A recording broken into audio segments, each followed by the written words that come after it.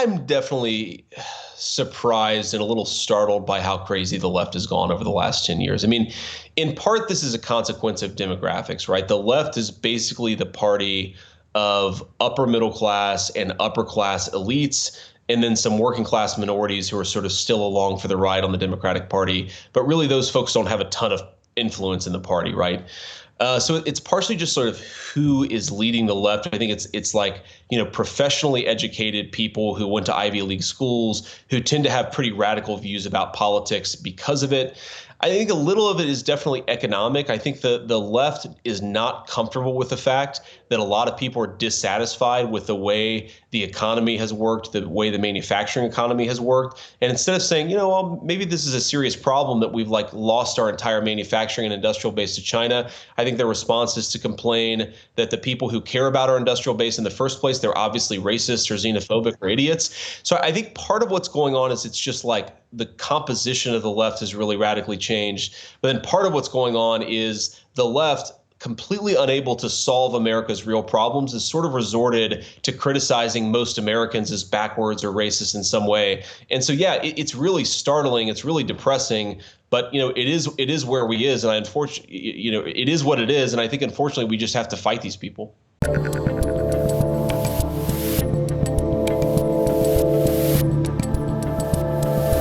Dave Rubin, and joining me today is the author of Hillbilly Elegy, a memoir of a family and culture in crisis, founder of the venture capital firm Narya, and current Senate candidate from the great state of Ohio, J.D. Vance. Welcome to the Rubin Report. Thanks for having me, Dave. Good to see you. Good to be with you. I've wanted to chat with you for a while because I find that on Twitter I find some people who make some sense, who actually are saying some things that actually seem like a sensible way forward for this country, for this earth, the whole thing. You're on that short list. For people that don't know who you are, can you give a little bit of the backstory? That's sort of what the book is about and then the movie, but can you just give me a little brief bio just to kick us off? Yeah, sure. So I was raised by my working class grandparents in Middletown, Ohio, which is in southwestern Ohio. It's a steel town. And the basic story is because of a host of complicated reasons, but one of which is that my mother struggled with opioid addiction. My grandparents had to take care of me. And we grew up in a pretty rough and tumble environment, didn't have a lot of money, didn't have a lot of support. But things sort of worked out for me. As I like to say, America worked for me. And I think it really did for a number of reasons, but two reasons at the top of the list are my grandma was always very loving and supportive.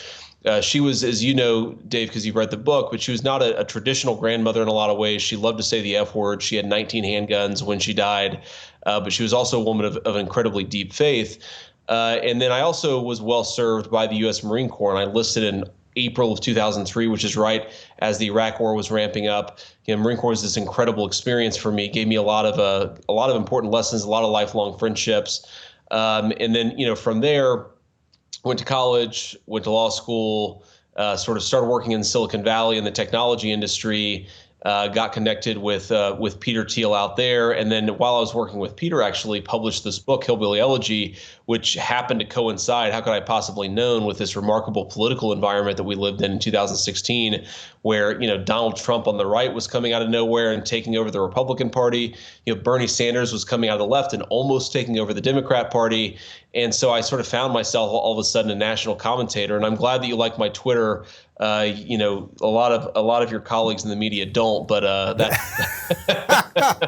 I'm not sure they're my colleagues, but they are in the media, whatever that is. But you bring up an interesting point there, because that sort of put you on the map around 2016, the Trump thing's happening, and in many ways your story and the book and then the movie sort of is the story of the people that kind of supported Trump, right? Yeah, it is. So you think of the story of my family. So my grandfather was like a working class blue dog Democrat. He was a classic steel union Democrat, socially moderate, very patriotic, loved his country, but sort of always saw Democrats as the party of the working man and the working women. By the time, Trump came around in 2016, most of those non-college educated, classic white working class white voters That was sort of the buzzword in 2016. They had shifted so hard to Trump. And so I think a lot of the reason that the book did very well is people were picking it up, trying to understand, like, who are all of these voters who even, a lot of white working class voters actually supported Barack Obama in 2008 or 2012, but had this really hard shift right and supported Donald Trump. And so I think a lot of folks were trying to understand what was going on, and the book obviously benefited from that. Were you surprised that there was a jump from those values being in the middle of the country, steel workers, industries changing, all that, and then to an actual political movement from a guy who was a real estate developer in New York? It's interesting. I definitely found the reaction to the book as sort of this political insight into a lot of voters a little bit weird because, the book doesn't mention Clinton. It doesn't mention Trump. It's not really a political book in the classic sense. But I understand why people were trying to understand, like, why did these folks in the middle of the country feel left behind, so condescended to? And of course, they feel left behind. They feel condescended to because in many cases they actually are, or they have been left behind. They have been looked down upon by a lot of folks in power. So I appreciate that people were, at least for a brief period, trying to understand that demographic of the country. So obviously the book benefited from that. And I think hopefully it did provide some insights from that group of people, or to that group of people. Yeah, you mentioned the Blue Dog Democrat. I'm not sure how much you know about my story, but I was a lefty. I was a progressive, the whole thing. But I would say if the Blue Dog Democrat still existed, but they're basically like the unicorn at this point, there would be maybe some room for me to say I could kind of be on that side. Probably not at this point. But do you think that person exists anymore? And if they do exist, are they basically just a modern conservative? I mean, is that sort of what you are at this point? Yeah, I think that the people like that certainly exist. I think Donald Trump fits into that, where, to your point, even though he was a real estate developer, I think he's at his heart, right? He's a guy from Queens who works with a lot of working class people, construction workers, salespeople, and so forth. And so he's always identified with those folks at a deep emotional level, and they've identified with him. Donald Trump is up there. I certainly think my attitude towards politics is like a working class or a blue collar conservatism. There are other people out there. I think Jim Banks is a really interesting guy, representative from Indiana. I think Tucker Carlson, talk about another guy who's sort of, an East Coast WASP in the classic sense, but I think identifies with blue collar folks in a very deep way, and obviously focuses a lot on them in his show. So I think there are actually a lot of us out there who think the purpose of the Republican Party should be to better serve its voters. But I think they're all on the right at this point. I mean, there were maybe a couple of blue dog Democrats even 5-10 years ago. They all got primaried. They all got effectively kicked out of the party, and they're just clearly not welcome there anymore. So if they exist at all, they're sort of on our side of the aisle. Yeah, I mean, that's what I've been saying. I know a few of these people, and I think it's kind of a worthy fight if you want to still say you're a Democrat and try to, do something as the house is burning down. But it just doesn't seem like it could work to me. Are you surprised how radical the left has gone, that there is no room for these people? I mean, I guess as someone running for Senate now, you're kind of excited. It's like, yeah, come over here. We're all right. I'm definitely surprised and a little startled by how crazy the left has gone over the last 10 years. I mean, in part, this is a consequence of demographics, right? The left is basically the party of upper middle class and upper class elites, and then some working class minorities who are sort of still along for the ride on the Democratic Party. But really, those folks don't have a ton of influence in the party, right? So it's partially just sort of who is leading the left. I think it's like, professionally educated people who went to Ivy League schools who tend to have pretty radical views about politics because of it.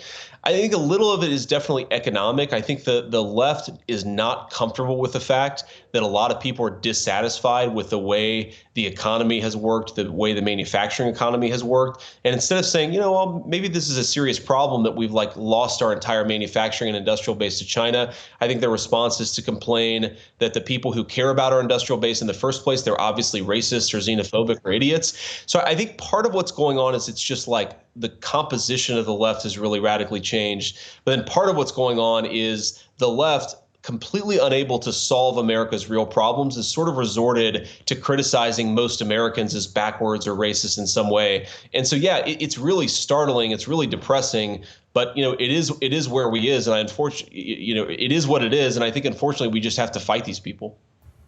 Where do you think Trump now fits into this thing? Because you were not on board the Trump train in 2016, right? You did vote for him in 2020. Where do you think he sort of is now, like the worth of Trump at this point? Yeah, you're right. I was a late adopter to Trump, and I remember Peter Thiel giving me crap for it back in 2016. And of course, eventually said, you're right. You were right. The guy was saying a lot of smart things. Did support him in 2020. I mean, I think at a fundamental level, Trump is still the leader of the Republican Party, right? So to the extent that you have this blue collar patriotic movement within the country, it's on the right. Most of those voters are still very loyal to Donald Trump. And so I think he continues to have a very important voice, either as a kingmaker in the party. Certainly, I think if he ran in 2024, there's a very good chance he'd get elected president again. So I tend to think that Trump is not going to disappear as a force from American public life.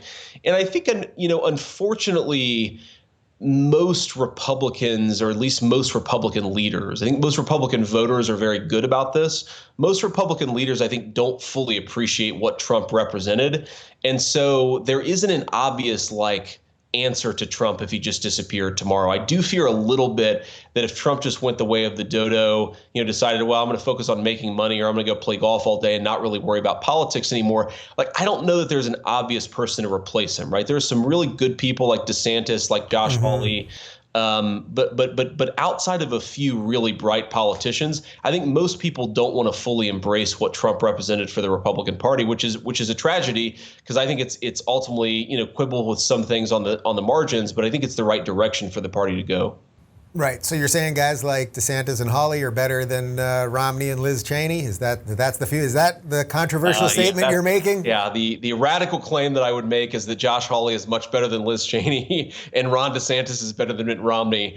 But again, unfortunately, I actually think though the most elected Republicans are not as far out there as Liz Cheney, they really don't like what Trump represents. They sort of want the party to be what it was during the Bush era, 2000, 2004.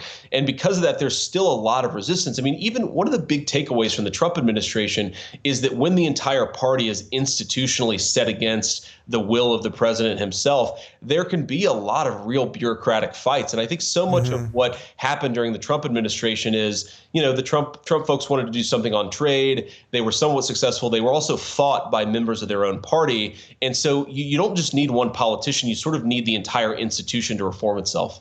If you're looking for more honest and thoughtful conversations about politics instead of nonstop yelling, check out our politics playlist. And if you want to watch full interviews on a variety of topics, watch our full episode playlist all right over here. And to get notified of all future videos, be sure to subscribe and click the notification bell.